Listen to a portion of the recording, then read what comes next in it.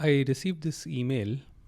Uh, it was a long email, so I'll just summarize the question. And it said something like the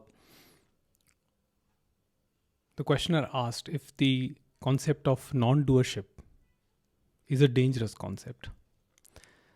And the argument he gave was that because it gives people the license to behave in whichever manner they want and then, you know, make excuse.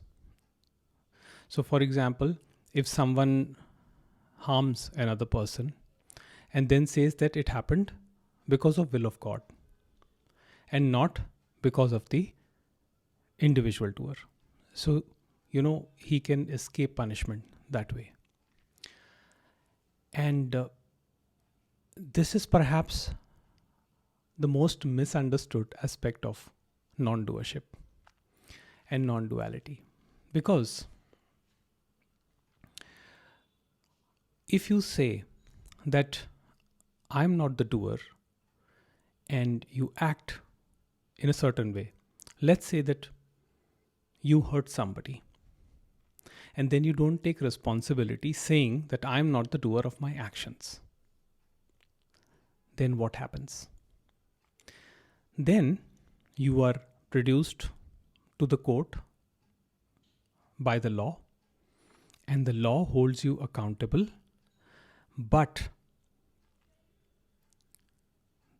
there is no consequences for an individual, but the consequences still happen. And that is the important thing to note.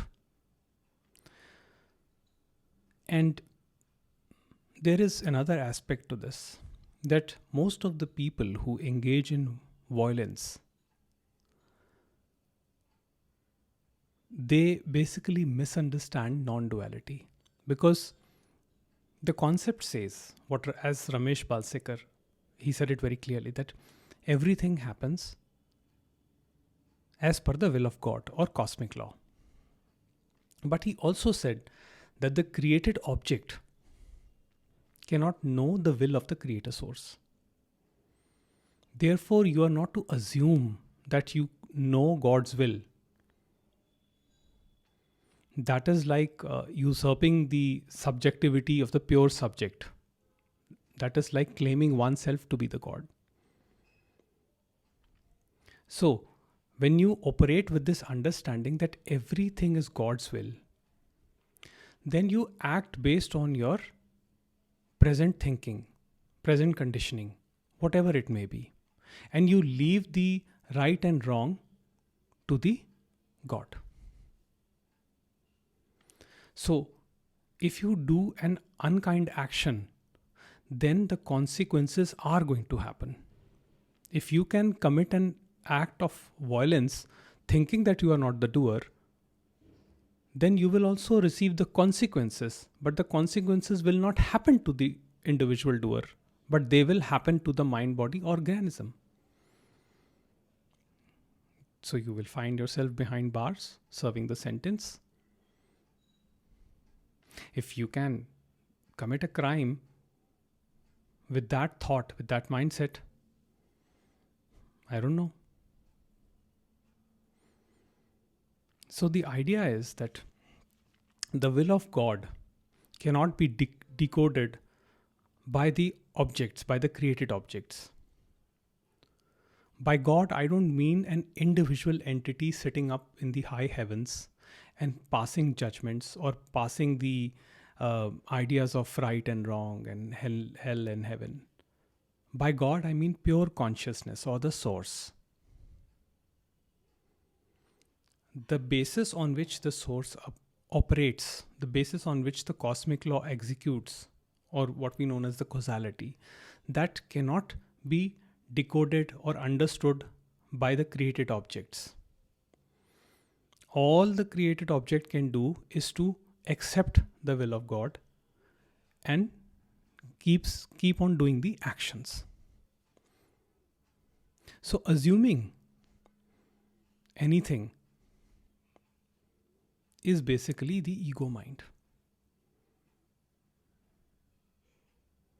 Because if you assume that I can hurt people because it is the will of God, that is an assumption by the ego mind. How do you know that it is the will of God?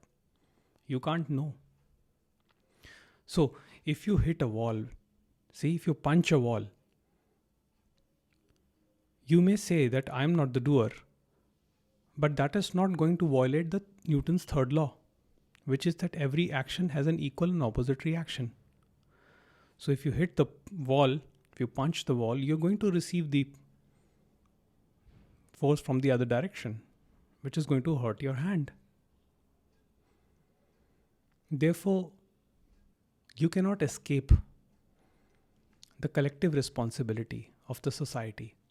You cannot escape the law using non-duality. It is not a license to do anything you want. You still operate with the understanding that I am not the doer of my actions, and even the other person is not the doer of their actions. But at the same time, consequences do happen. And Ramesh Balsekar, he put it very clearly that events happen, deeds are done, consequences happen, but there is no individual doer thereof. So I hope that answers the question.